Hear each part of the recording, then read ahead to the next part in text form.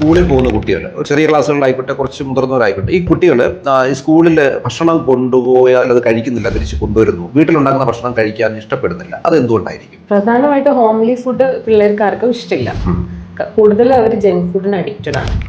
അവർക്ക് കൂടുതലായിട്ട് chocolates, junk foods അങ്ങനത്തെ കാര്യങ്ങളാണ് താല്പര്യം. ഇപ്പോൾ വീട്ടിലുണ്ടാക്കുന്ന നമ്മളെ പ്രോട്ടീൻ ന്യൂട്രീഷ്യസ് ആയിട്ടുള്ള ഫുഡൊന്നും ഒരു മക്കളും കഴിക്കുന്നില്ല. ചിലർ കഴിച്ചാലായി. ഇതിന് മെയിനായിട്ട് അവർ കൂടുതലും ജങ്ക് ഫുഡിന് അഡിക്റ്റഡ് ആയതുകൊണ്ടാണ് അവർക്ക് അങ്ങനെ അതിനോട് കൂടുതൽ ക്രേവിങ്സ് ആണ്. അവർക്ക് ഫാസ്റ്റ് ഫുഡിനോടുള്ള ക്രേവിങ്സ് കാരണം അവർക്ക് ഇത് കഴിക്കേണ്ട. ഇത് അവരുടെ ടേസ്റ്റ് ബഡ്സും അതിനോട് സ്റ്റിമുലേറ്റഡ് ആണ്.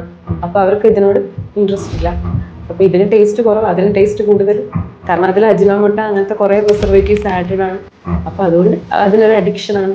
അപ്പൊ ഇങ്ങനെയുള്ള ഈ ബേക്കറി ഫുഡുകൾ, ഇതുപോലുള്ള ബേക്കറി ഐറ്റങ്ങൾ, അതുപോലെ ഫാസ്റ്റ് ഫുഡ്, ജങ്ക് ഫുഡുകളൊക്കെ കഴിക്കുന്നത് മൂലം എന്താണ് കുട്ടികൾക്ക് സംഭവിക്കാൻ സാധ്യതയുള്ള ബുദ്ധിമുട്ടുകൾ എന്ന് പറയാം? അവർക്ക് മെയിൻ ആയിട്ട് ഈ ലേണിംഗ് ഡിസോർഡേഴ്സ് കണ്ടുവരുന്നുണ്ട് ഇപ്പൊ നമ്മുടെ പിള്ളേരില്.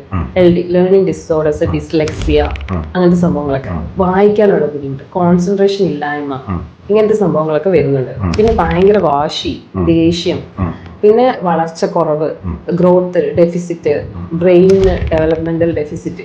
പല അമ്മമാരും ഇതുപോലെ പറയുന്നുണ്ട്, എൻ്റെ കുട്ടിക്ക് പ്രായത്തിനൊത്ത വളർച്ചയില്ല, അങ്ങനെ പറയുന്നുണ്ട്. ഈ പറയുന്ന പോഷകാംശങ്ങളുടെ അഭാവം കൊണ്ട് ആണോ ഈ സംഭവം? തീർച്ചയായിട്ടും അതൊന്നാണ്. ഡയറ്റിൽ വൈറ്റമിൻസും പ്രോട്ടീൻസും ന്യൂട്രീഷ്യസ് ആയിട്ടുള്ള ഒരു ഡയറ്റ് ഫോളോ ചെയ്യാത്തത് കൊണ്ട് തന്നെയാണ് അങ്ങനെ വളർച്ചയുടെ പ്രോബ്ലം വരുന്നത്.